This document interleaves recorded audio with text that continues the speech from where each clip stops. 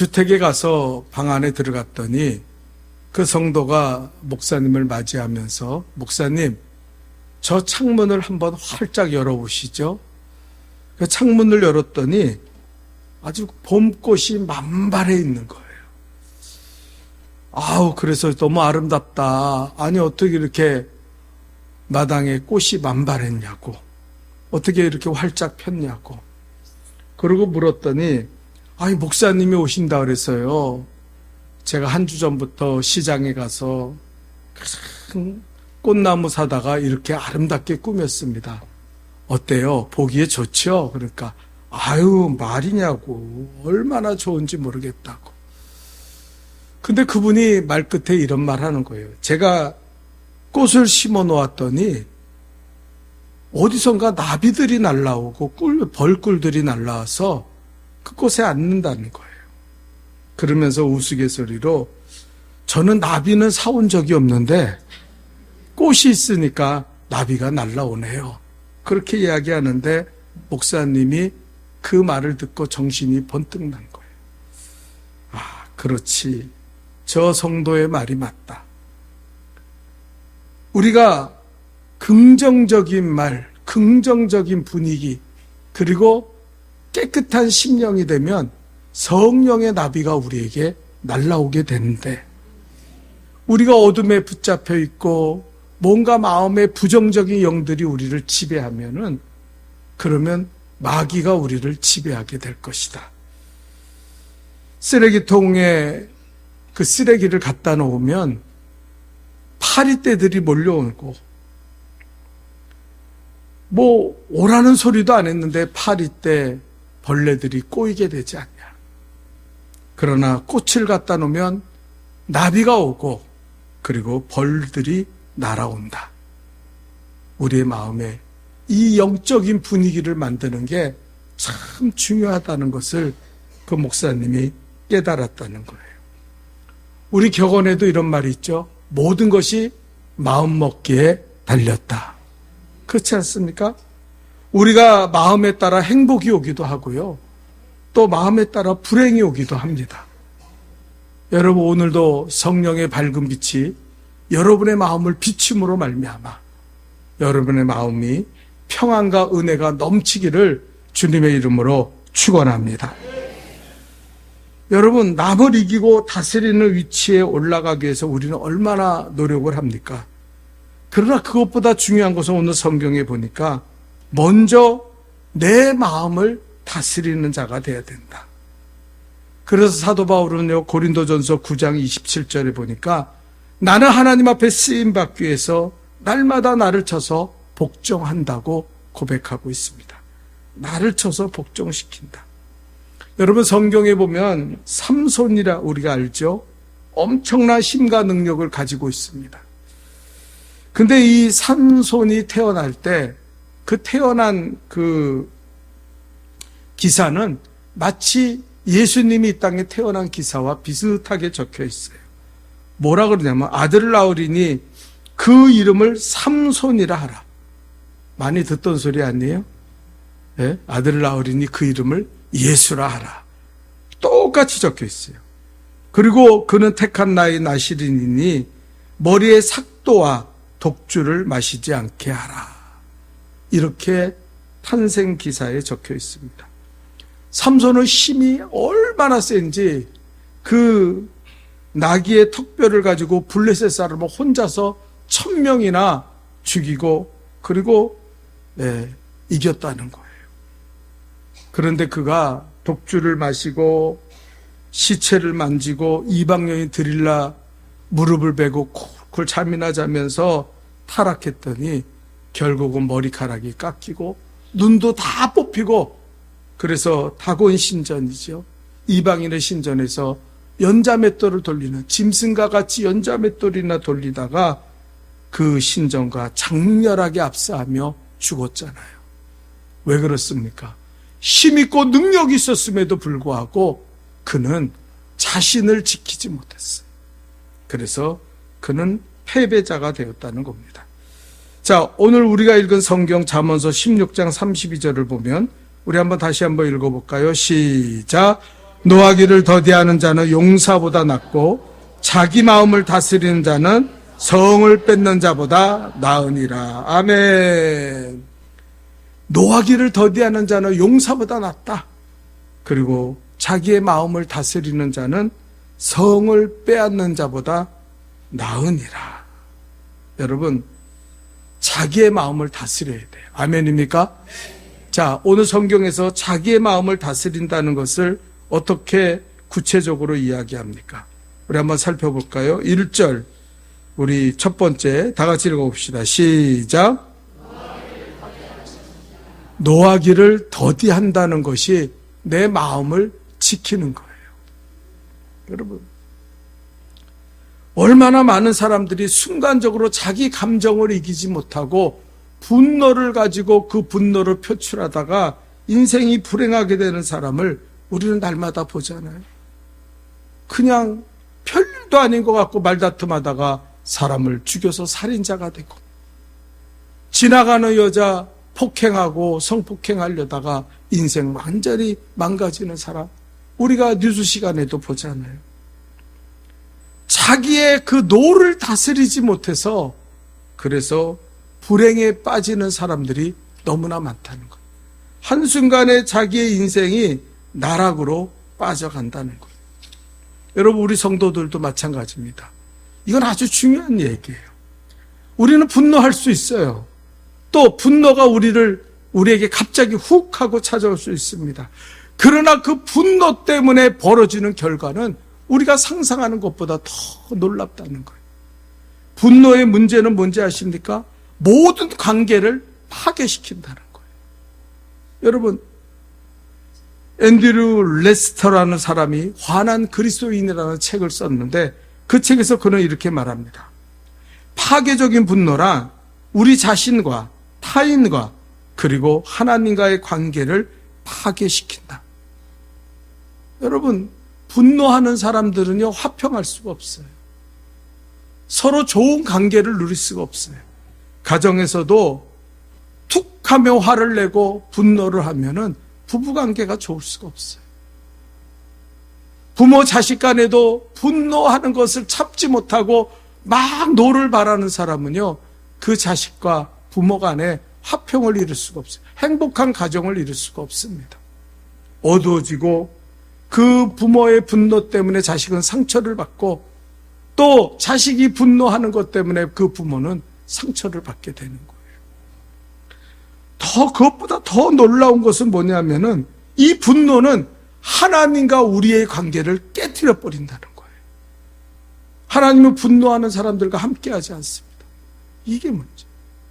여러분, 툭하면 화를 내고 툭하면 신경질 부리고 툭하면 짜증내는 사람 있죠? 그 사람의 문제는 성령이 그를 떠나가신다는 거예요. 하나님이 그를 버린다는 거예요. 그리고 그에게 누가 찾아옵니까? 대신 마귀가 찾아와서 그 마음을 죄짓도록 그 마음을 더 지옥같이 만든다는 거예요. 여러분, 그래서 우리는 이 분노를 참 조심해야 돼요. 그냥 아무렇지도 않게 화를 내고 어떨 때는 나도 모르게 막 분노가 솟구쳐 올라올 때 그냥 내버려 두면 이 분노 때문에 우리는 결국 멸망하고 마귀의 종이 되어 끌려가는 인생을 산다는 거예요. 성경은 우리에게 뭐라 그럽니까? 분노하지 말라 그랬어요. 분을 품어도 오랫동안 품지 말아야 돼요. 자, 우리 에베소서 4장 26절과 27절을 읽어봅시다. 한번 다 같이 읽어볼까요? 시작. 분을 내어도 죄를 짓지 말며 해가 지도록 분을 품지 말고 마귀에게, 따라합시다. 마귀에게 틈을 주지 말라. 우리가 분노하면은요, 어떤 역사가 일어나면 마귀가 찾아와요. 마귀가 우리를 지배해요. 그러니 행복할 수 있습니까? 그러니 즐거울 수 있습니까?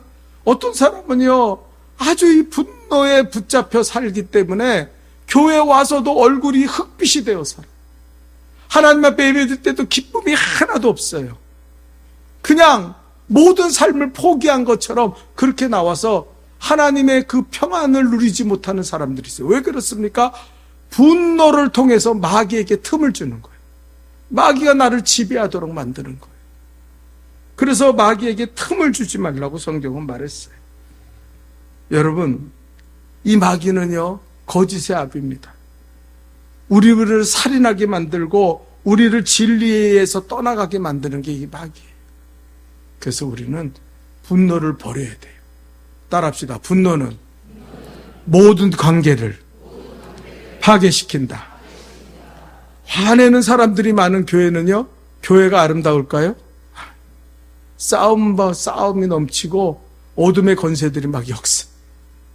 분노가 넘치는 가정, 화를 잘 내는 가정은요, 마귀가 들끓어요. 그래서 평안이 없어요.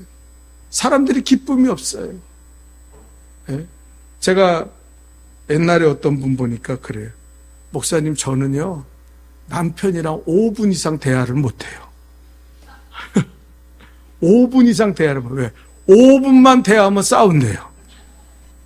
남편도 얼마나 화를 잘 내는지, 그러고, 그 자기네들은 밥도 같이 안 먹고, 그냥 자식 때문에 사는 거예요. 그러니 그분이 얼마나 지옥 같은 삶을 살겠어요. 그 가정에 평안이 있겠어요? 은혜가 넘치겠어요?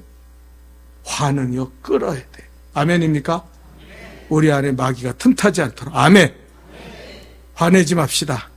옆 사람이랑 인사합시다. 화내지 맙시다. 네. 제발 화 좀 내지 마요. 기뻐하며 삽시다. 예. 두 번째, 우리의 마음을 지킨다는 것은 무엇을 의미합니까? 다 같이 읽어봅시다. 시작. 말을. 자, 우리가 읽지 않았지만 잠언서 16장에는 이 말에 대한 경고가 있어요. 24절을 읽어보면, 우리 24절 다 같이 읽어볼까? 시작. 선한 말은 꿀송이 같아서 마음에 달고 뼈에. 선한 말을. 여러분, 좋은 말 많이 하고 사세요. 여러분 인생이 행복해집니다. 성령이 임하십니다. 은혜가 임해요. 어떤 사람은 너무 부정적이고 아주 나쁜 말만 골라서 해요.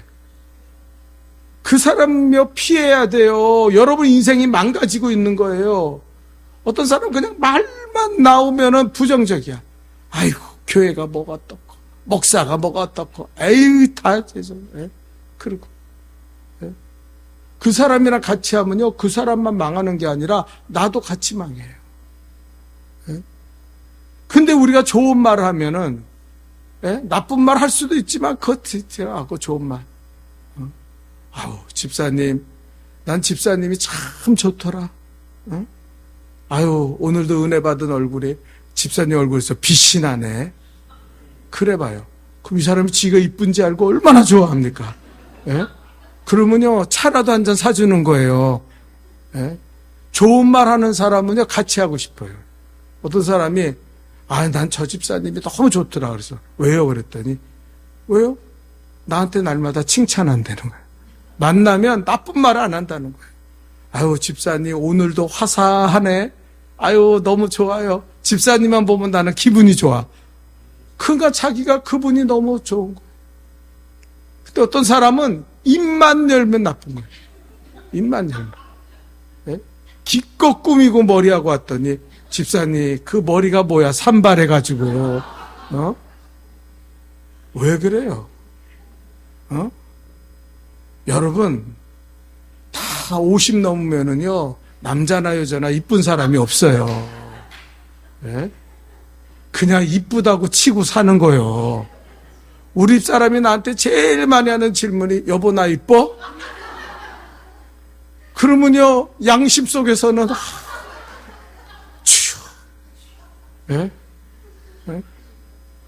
그렇다고 양심을 지키겠다고, 당신 미워, 못생겼어. 그러면은요, 밥도 못 얻어먹고 하루 종일 집안이 어두운 거예요. 여보, 나 이뻐. 그럴 때 제가 뭐라 하는지 지혜롭게, 당신 나이 때에 제일 이뻐. 이쁜 사람 다 죽으면 그 다음에 당신이 이뻐. 그 얘기해도 또 어떨 땐 기분 나쁘대. 그러니까 이뻐. 그러면, 이뻐. 내 눈에는 당신이 제일 이쁘더라. 그러면은요, 그 다음부터 서비스가 얼마나 좋은지 몰라요. 과일도 깎아오고, 딴 때는 뭐 먹지 말라고 당뇨 환자가 뭘 먹냐 그러는데, 그냥 맛있는 거 간뜩 가져서 오늘은 먹어도 돼. 여보 실컷 먹어. 예? 행복하고 싶잖아요. 아멘입니까? 교회가 부흥하고 싶어요? 좋은 말을 많이 하세요. 어떤 사람은 화내는 게 자기 인생의 능력인 줄 알아. 무슨 깡패같이 이러면서 조폭같이 이러면서 다니면서 에 이러면 그게 무슨 자기의 능력인지 알아. 네? 그렇죠. 우리 말은 선한 말은 꿀송이 같아요. 서로 좋은 말을 많이 해야 돼요. 건강하고 싶습니까? 여러분 보약만 해 드시지 말고 좋은 말을 많이 하고 좋은 말을 많이 드세요. 아멘. 그러면 자꾸 들으면은요 기분이 좋아지고 온 몸에 건강이 엔돌핀이 솟구치는 거예요. 네. 27절에는 또 뭐라 그럽니까? 자, 한번 읽어봅시다. 27절 6장, 우리가 본문 아니지만 다 같이 읽겠습니다. 시작. 불량한 자는 악을 꾀하나니 그 입술에는 맹렬한 불 같은 것이 있느니라. 와. 불량한 말은요 맹렬한 불 같다 그랬어요. 여러분 집안에 불 나면은요 남는 게 없어요. 근데 이 말이 꼭 그래요. 하여튼 한번 어떤 사람은요 이 말이 막 그냥 여기 제어가 안 돼. 그냥 막 나와요. 보이는 대로 생각하는 대로. 거기는요 맹렬한 불 같아서 모두 태워버려요. 모든 것을 아주 파괴시켜버립니다. 이게 문제라는 거예요. 분노를 참지 못하고 분노의 말을 내뱉으면 그 다음부터 큰 일이 생기는 거예요. 예. 우리 속담에 뭐라 하면 죽고 사는 권세가 혀에 달려있다. 그랬잖아요. 그리고 말 한마디에 천냥빛을 갚는다 그랬어요. 여러분 우리가 승리하는 사람이 되기 원한다면 내 마음을 잘 다스리기 원한다면 좋은 말을 많이 해야 돼요. 아멘입니까? 오늘 이따 숙제 낼 테니까 교회에서 사람 만나면 세 사람 앞에 좋은 말을 하세요. 네? 좋은 말을. 좋은 말 하려면 어떤 사람은 아주 미치는 사람이 있어요. 욕하라 그러면 한 1000마디는 하겠는데 좋은 말 하려면 좋은 말이 생각이 안 나. 네? 그러지 마. 말에는 3가지의 힘이 있습니다. 그 첫째는 뭐예요? 따라합시다. 각인력. 말은 새겨놔요. 그래서 말 조심해야 돼요. 여러분 어떤 말은요 자기가 똑똑한 척하고 얘기하지만 그게 다른 사람 가슴에 못을 박는 사람이 있어요. 흥하고 못을 박는. 예? 예? 옛날에 어떤 사람이요 교회 다니는데 주변에서 말을 곱게 안 하는 거예요. 그래서 사모님한테 와가지고 사모님 나 교회 안 나올래요. 그러니까 사모님이 왜 교회 안 나오려고 그러니까 사람들이 나한테 막 무시하고 못된 말을 많이 해요. 그리고 막 다그치고 가르치고 막 그래. 그러다 상처받아서 교회 못 나오겠다고. 사모님이 달래는 거예요. 집사님 좀만 참아요. 그런 사람도 있고 저런 사람도 있지. 난 집사님 좋아요. 집사님 참 좋아요. 그래가지고 앉혀놓고 신앙생활 하도록 만들었다. 예? 각인이 되는 걸 몰라요. 우리 뇌세포는요 말을 딱 내뱉는 순간에 그 말이 각인이 돼서 딱 박힙니다. 그 자녀들한테 악한 말 하면 안 돼. 제가 어렸을 때요 우리 어머니한테 죄송하지만 예수 믿기 전에 우리 어머니는 초등학생인 나를 앉혀놓고 그랬어요. 이 싹수가 노란 놈아. 남편 복 없는 뭐가 자식 복은 있겠냐? 그 얘기를요 매일 같이 했어요. 내가 뭐 좀 잘못 안 했어도 너는 싹수가 노랗다. 그러는 거예요. 그 제가 초등학교에요 학교 다닐 때 노랗게 떠서 다녔어요.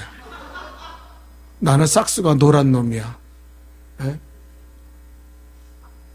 그 엄마가 너무 싫었어요. 초등학교 때요 집에 들어오는 게 너무 싫었어요. 제가 좀 멀리서 학교를 다녔는데 그 버스가 좀 늦게 가고 안 가기를 원했어요. 집에 가면 또 너는 싹수가 노란 놈이야 그럴까봐 내가 예수 안 믿었으면 아마 그 말에 각인이 돼서 그렇게 인생을 망하면서 살았을 거예요. 여러분, 칭찬 많이 하세요. 칭찬은 고래도 춤추게 한다 그랬잖아요. 각인을, 좋은 말을 해야 각인이 되는 거예요. 교회 이미지도요, 그 어떤 사람이 악한 말하고 부정적인 말을 하는 것 때문에 교회 이미지가 탁 없어져. 우리 교회는 왜 그래? 우리 목사는 왜 그래? 우리 교회 성도들은 왜 그래? 그 한마디 때문에 교회 이미지가 팍 잡히는 거예요. 자기는 똑똑하다고 얘기해. 자기는 잘났다고 얘기하는 거예요. 그런데 그 말 때문에 많은 사람들이 상처를 받는 거예요. 그리고 무슨 일만 생기면 우리 교회는 안 돼. 우리 교회는 틀려먹었어. 가정에서도 마찬가지. 이 각인력이 있다는 걸 항상 조심해야 돼요. 또 말에는 어떤 능력이 있습니까? 따라합시다. 견인력. 끌어당기는 힘이 있습니다. 그래서 말은요, 끌어당겨요. 제가 만약에 예수 안 믿고 계속해서 이 싹수가 노란 놈 그랬으면 아마 인생을 싹수 노랗게 살았을 거예요. 아버지도 돌아가시고 제가 무슨 희망이 있습니까? 그냥 한데 하나님 아버지 없기 전에 난 아버지도 없고, 그래서 제가 오죽했으면요 중학교 때 반장으로 임명을 받았는데 손들어서 선생님 전 반장 못해요. 그 왜 못하냐 그래서 우리 집은 가난하고요, 우리 어머니는 일 나가야 되고요, 저는 능력도 없습니다. 그 선생님이요, 여자 선생님이 삐져가지고 아니 기껏 시켜줬더니 열심히 할게요, 감사할게요, 그렇게 하고 못한다고? 야, 너 하지 마. 그래서 제가 그때부터 반장을 한 번도 못했어요. 예? 그때 거절한다. 예? 그 5명이 돌아가면서 하면서 신학기에 내가 선택을 받았는데, 그러면 기뻐해야 될 거 아니에요? 근데 기뻐하지 않고 부정적인 이미지가 여기에 꽉 잡혀서, 우리 집은 안 돼. 우리 가정 안 돼. 우리 엄마는 내가 반장 돼도 좋아하지 않을 거야. 그래가지고 제가 간뒀어요. 여러분 왜 그래요? 그 말이 나를 견인하는 거예요. 자기가 잘 되기 원하면 스스로 자기한테 좋은 말을 많이 하세요. 아멘입니까? 그래야 마음에 평안이 임하는 거예요. 우리가 그래서 감사합니다, 축복합니다, 하나님 사랑합니다, 예수님 우리와 함께, 예수 이름을 부르면은요 우리 마음에 평안이 샥 임합니다. 어둠의 권세들이 다 도망갑니다. 네, 그래서 걱정 근심하지 않아요. 세 번째로 말에는 어떤 능력이 있습니까? 따라합시다. 성취력. 성취력. 이 말에는 성취력이 있어요. 내가 말하는 대로 이루어지는 거예요. 그래서 여러분, 어떤 분이 논문을 쓴 거 보니까 거기에 가수들의 예를 들었더라고요. 가수들은 자기가 부르는 노래대로 인생이 펼쳐진다는 거예요. 우리가 잘 아는 송대관 씨가 옛날에 쨍하며 해 뜰 날, 그렇죠? 쨍하면 해 뜰 날 돌아온단다. 그래서 얼마나 쨍했습니까? 그 사람이 그때는요 돈을 바닥에 깔고 잤대. 돈이 하루에 얼마나 많이 들어오는지. 예? 근데 제 외대 후배 중에서 유열이라는 가수가 있거든요. 얘가요 얼마나 고급진지, 말을 얼마나 부드럽게 하는지 몰라요. 그리고 말의 언어가 얼마나 고급진지 몰라요. 그래서 내가요 걔를 볼 때, 야, 쟤는 아마 크게 인기를 얻고 성공할 거다. 그리고 행동도 아주 고급져요. 예? 그렇게 사. 그래서 대학가요제에서 1등 해가지고 가수로 1위 해가지고 가수가 됐잖아요. 근데 어느 날 갑자기 노래를 부르는데 나의 화려한 날은 지나가고, 이게 미쳤나? 매일 그 노래를 부르는 거예요. 정말 화려한 날이 가고 없어지더라고. 예? 지금은 어디서 사는지도 모르겠어요. 뭐 하는지도 모르겠어. 예? 여러분, 말에는 성취력이 있어요. 절대 여러분 식구들에게도 남편에게 나쁜 말 하면 안 돼요.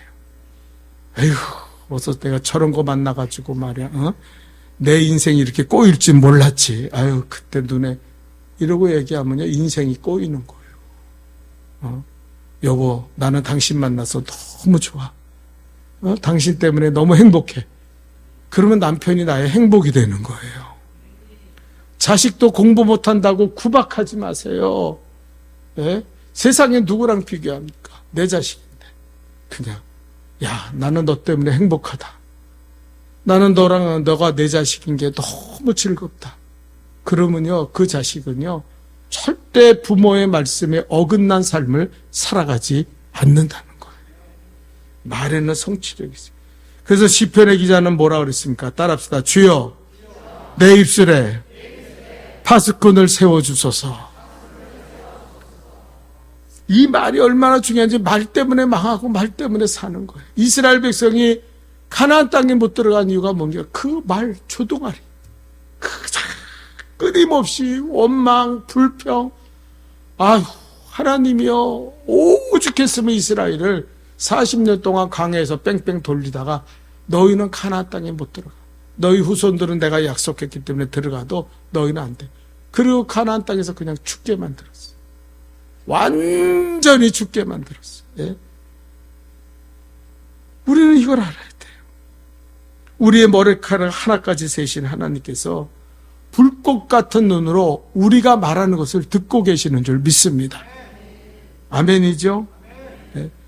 제가 어느 날 그 어떤 대담 프로가 봤는데 우리나라 록 가수 중에 최고의 가수가 들국화의 전인권이라는 사람이 있어요. 이 사람 노래를 얼마나 잘하는지 몰라요. 근데 이 사람이 들국화의 그 인기를 얻은 다음에 대마초에 빠져서 마약에 손을 대기 시작했어요. 2008년도에는 2번이나 감옥에 갔다 왔어요.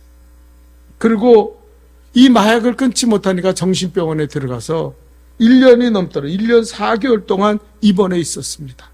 완전 폐인이 됐어요.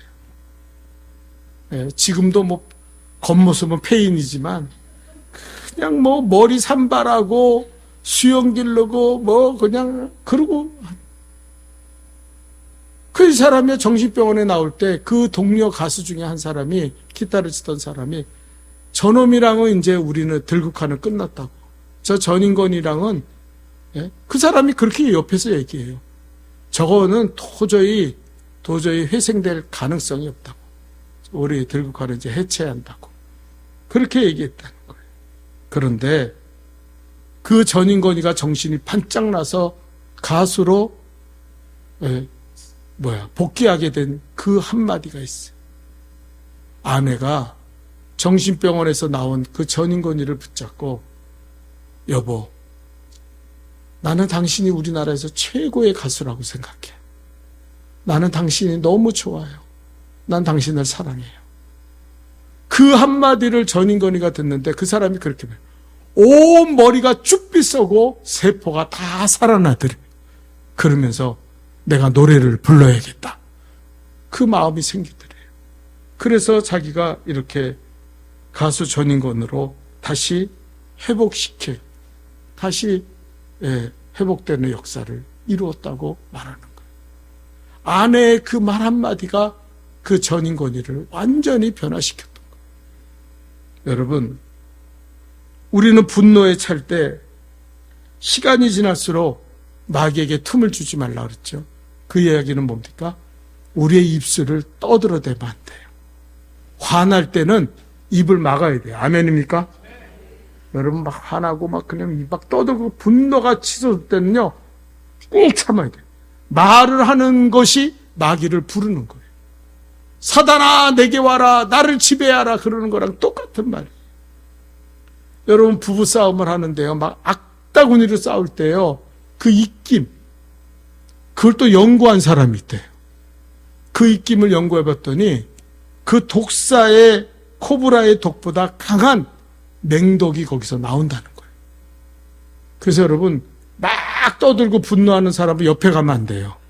그 침 맞으면은 독을 맞는 거예요. 피부가 썩어가.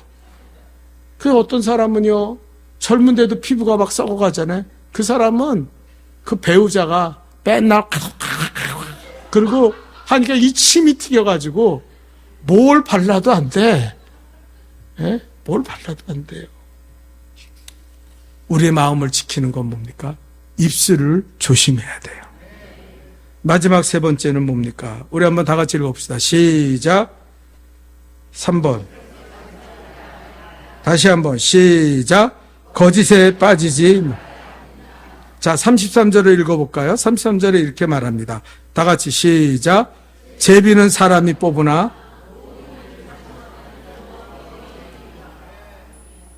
여러분, 제비는 사람이 뽑으나 모든 일을 작정하는 건 여호와께 있다. 하나님이 하시는 거예요. 근데 우리가 살다 보면 이걸 몰라요. 다 운으로 되고 다 그냥 운때가 맞고 어떤 사람에 의해서 되어지고 다 그러는지 알아. 제비를 뽑듯이 운으로 살려는 사람이 있어요.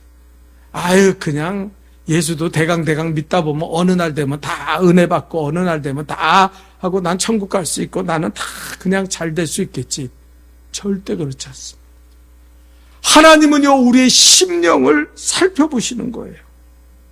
우리의 심령에 그 거짓이 있고 우리의 심령에 더러움이 있으면요, 하나님은 절대로 역사하지 않아요.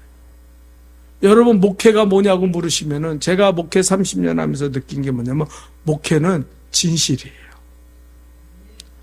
목사가 아무리 설교를 잘하고 아무리 해도 뭐 아무리 능력 있는 것 같아도 거짓 때문이요, 그 사람은. 어떤 목사는요, 막 거짓말을 밥 먹듯이 시키는 사람이 있어요. 어떻게 그렇게 거짓말을 시키는지 몰라. 제가 그분의 유튜브에 들어가서 보면은요, 이게 말이 안 되는 소리를 막 해대요. 뭐 몇 조를 모아서 자기가 앞으로 자기가 뭐 몇백 조가 있는데 그걸로 뭘 만들 것이고 뭐 완전 사기꾼이에요.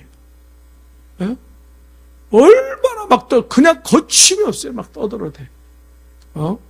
누가 날 찾아왔는데 내 앞에 무릎을 꿇고 살려달라 그래서 내가 살려줄까 말까 지금 생각 중이라고. 근데 그 사람은 그래요. 난 그 사람 알지도 못한다고, 찾아간 적도 없다고. 예? 근데 사람들이요, 그 사람 앞에 가서 얼마나 좋아하는지 몰라요. 능력 있대요. 여러분, 천국 가봐야. 제가요, 그걸 보면서 세상은 정말 뉴턴의 말대로 이 사람은 꼭 천국에 있을 것 같았는데 천국에 없는 사람 있고, 이 사람은 지옥 갈 것 같았는데 천국에 온 사람 있고, 그러고 나 같은 죄인이 천국에 왔구나. 그래서 깜짝 3번 놀란다는 말이 맞아요. 정말 진실한 사람을 찾아볼 수가 없어요. 요즘은요, 옛날은 그래도 목사님들 그러면 다 진실한지 알았어요. 그래서 교회에 장로님이 명함을 들고 어느 교회 장로 그러면은 은행에서요, 20년, 30년 전만 해도요, 아무 소리 안 하고 그냥 돈 꿔줬어요. 아이, 장로님이 무슨 사기를 치나? 근데 요즘은요, 목사 장로가 돈 끌어가면은요, 안 꿔줘요. 하도 사기를 쳐갖고 감옥에 들어가 있어갖고 안 꿔준다는 거예요.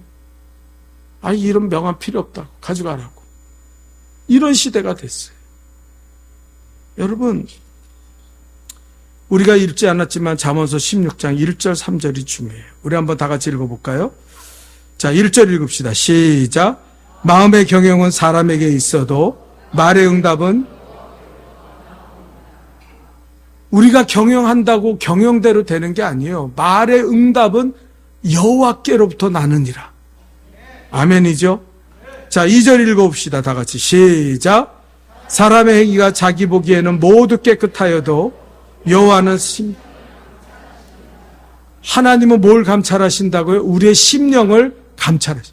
오늘도 예배 드릴 때 누가 진실하게 예배 드리나, 누가 정말 나를 경외하며 예배 드리나 하나님은 감찰하셔요. 예? 거짓되게 예배 드리. 우리가 볼 땐 다 예배 드리고 나오고, 너 어디 갔다 왔냐? 예배 보고 왔어. 그러고 말할지 몰라도 하나님은 감찰하신다는 거. 예? 그 사람의 마음이 어떤가? 또 3절 읽어봅시다. 시작. 너의 행사를 여호와께 맡기라. 그리하면 내가 경영하는 것을 잊지 말아야 돼. 말의 응답은 여호와께로 나느니라. 어떤 분 그래요. 나는 기도해도 하나님이 왜 응답을 안 해주시는지 모르겠어요. 왜 안 해줄까요? 진실된 심령이 되지 않으면 그 기도는 하나님 앞에 응답받지 못해요. 여러분, 정말 믿음으로 기도하고, 그 사람이 하셨죠. 아비가 자기 자식이 자꾸 불에도 물에도 빠지며 귀신 들리니까 내 아들 좀 구해. 무엇이든지 할 수 있으면 그가 예수 보냈을까? 야, 그런 믿음 갖고는 안 돼. 할 수 없거든이 무슨 말이냐. 믿는 자에게는 능치 못함이 없느니라. 분명하게 선언하셨어요. 네? 진실한 믿음, 전적인 믿음, 확신하는 믿음을 가지고 나와야지 뭐 되면 되고 그만이고. 요즘은요, 성도들 저한테 와서 목사님 제가 아픈데 어쩌고 뭐 병들어도 기도해달라는 말 안 해요. 그러면 저는 찾아가서, 옛날에는요, 젊었을 때는 기도에 나오면 막 붙잡고 기도하고 막 제가 주여 믿습니다 막 난리를 쳤어요. 온몸이 땀이 흘렀어요. 지금 안 해요. 그게 아무 소용없어요. 그 사람이 진실되게 믿지 않으면은 뭐 그 사람이 아프고 병들고 뭐 나는요 그런 마음이 있어요. 누구든지 진실되게 믿음으로 나오면 그 사람 치료받을 수 있어요. 제가 기도할 때 치료의 역사가 일어날 겁니다. 암세포도 없어질 거예요. 그런데 그런 믿음이 없어요. 다 거짓. 그냥 뭐 에이 뭐 교회 다닌다고 뭐 다 치료받는. 어떤 사람은 심지어 기도한다고 다 되냐? 그러면 세상에 기도해서 안 될 사람은 이따위 소리 나고 사는 사람들이 거짓된 심. 네. 여러분, 우리는 마음의 성결함을 이루기 위해서 힘써야 될 줄 믿습니다. 저는 하루에 매일같이 목욕을 해요. 제가 몸을 씻는데 이 몸을 씻지 않으면 찌뿌둥하고, 특별히 여름 같은 때는 아주 기분이 별로 안 좋아요. 그래서 매일 몸을 씻어요. 근데 우리가 몸을 씻는 것보다 더 중요한 게 뭐예요? 우리의 마음을 씻으며 살아야 될 줄 믿습니다. 예수의 십자가의 보혈로 하나님 나를 깨끗이 시켰어요. 어떤 사람은 일주일 동안 사는데요, 한 번도 예수님 앞에 자기의 죄를 고백하고 예수의 거룩한 피로 나를 씻겨주옵소서, 그 기도를 한 번도 안 해요. 그럼 뭐예요? 더러움을 가지고 살아가니까 하나님과의 관계가 끊어져서 사는 사람들이 너무나 많다. 우리가 예배 드릴 때도 왜 예배 시간에 회개의 기도가 있습니까? 어떤 사람은 회개의 기도하라 그러면 그 시간에 나갔다 오는 시간인지 알아요. 모토로 나가는지 모르지만 오늘도 일부 예배 때 보니까 한 사람 나갔다 들어오더라고요. 회개 기도하자니까. 네? 여러분, 죄의 장막이 있으면 하나님과 우리 사이가 멀어지는 거예요. 내 손이 짧아 너희를 구원하지 못하는 것이 아니라 내 귀가 어두워서 너희의 말을 듣지 못하는 거예요. 너희와 나 사이의 죄의 장막. 그래서 우리는 예배 드릴 때, 기도할 때, 모든 하나님 앞에 나올 때는 먼저 이 죄의 장막을 무너뜨려야 돼요. 십자가의 피로 무너뜨려야 돼요. 여러분, 어떤 분들이요, 아멘 하세요 그러면 아멘 안 해요. 뭐 아멘 하다가 죽은 조상이 있는지 몰라도 죽어도 아멘 안 해요. 감사합니다 그러고 따라합시다. 감사합니다, 예, 축복합니다 그러면요 안 해요. 예? 그게 자존심 상하나 봐요. 근데 왜 그렇게 합니까? 우리의 말을 통해서 우리의 마음을 청소하는 거예요. 우리가 말씀을 할 때 아멘 하면은요, 그 아멘의 효과는 뭐냐면 우리의 마음의 어둠이 물러간다는 거예요. 거짓이 물러간다는 거예요. 예? 그래서 이해가 안 되고, 어떨 때는 옛날에 어떤 분 보면은요, 그냥 말씀만 하면은 아멘 아멘, 한 번도 아니고 아멘 아멘 두 번씩이에요. 우리 지방에서 집회할 때 보니까. 근데요, 그게 우리가 볼 때는 아유 주책스럽게 왜 저렇게 아멘 아멘 하고 떠들어. 아니요, 우리 안에 있는 어둠의 권세들이 물러가는 거예요. 감사합니다 할 때요, 어둠이 물러가요. 다른 사람을 사랑하고 축복합니다 할 때 어둠의 권세가 물러가는 거예요. 우리 마음이 정화되는 거예요. 그래서 제가 예배 시간에 꼭 여러분 인사할 때 따라합시다. 예수 안에서 행복하시기 바랍니다. 감사합니다. 그 하는 게, 그게 그냥 우습게 하는 게 아니에요. 그냥 할 말이 없으니까 아이 목사가 저렇게 하나 보다. 아니요. 그게 우리 마음을 청소하는 거예요. 왜냐하면 어둠의 권세가 우리를 붙잡고 있으면 말씀을 들을 귀가 안 생기거든. 마음이 어두워져서 하나님의 말씀을 받지. 왜 아멘 하라 그럽니까? 예? 목사가 아멘 하면은 저한테 돈이 떨어져요? 왜 아멘 하라 그러냐면 여러분의 마음이 그 말씀이 들어가게 하기 위해서, 은혜의 심령이 되게 하기 위해서 그렇게 하는 거예요. 그래서 우리는 마음의 정화를 이렇게 해야 돼요. 여러분, 베토벤이 젊었을 때 예수를 믿지 않고 얼마나 인기와 명예가 많았냐면 사람들의 박수 갈채나 받으면서 사니까요, 그냥 방탕하고 죄짓고 그러고 살았어요. 그러다 보니까 마음이 너무 공허해진 거예요. 그런데 다른 사람의 권면을 받고 이 사람이 교회에 나갔어요. 그리고 말씀을 통해서 은혜를 받고 예수 그리스도를 나의 구주로 영접했습니다. 그 예수의 빛이 자기에게 비춰지니까요, 마음의 그 퇴폐적이고 공허하고 그 분노와 슬픔이 다 사라지고, 그리고 마음의 기쁨이 충만해지는 거예요. 너무너무 좋은 거예요. 내가 진작 예수 믿어야 되는데 내가 왜 예수를 믿지 않았을까? 그래서 그가 그때 받은 은혜를 교향곡 9번 사악장에 실었어요. 우리가 잘 아는, 이따가 찬송할 뭡니까? 64장. 기뻐하며 경배하세 영광의 주 하나님, 주 앞에서 우리 마음 피어나는 꽃 같아. 이게 베토벤의 그 음악에서 나온 거예요. 이 음악을 작곡해가지고 하나님께 영광을 돌렸어요. 너무 막 자기 마음을 그대로 표현한 거예요. 네? 왜요? 예수의 빛이 들어가서 마음이 깨끗하게 정화가 되니까 그 다음에는 기쁨이 충만해지는 거예요. 여러분, 마음을 다스리십시오. 기뻐하며 살아가십시오. 승리하시기를 축원합니다. 기도하겠습니다. 거룩하신 하나님,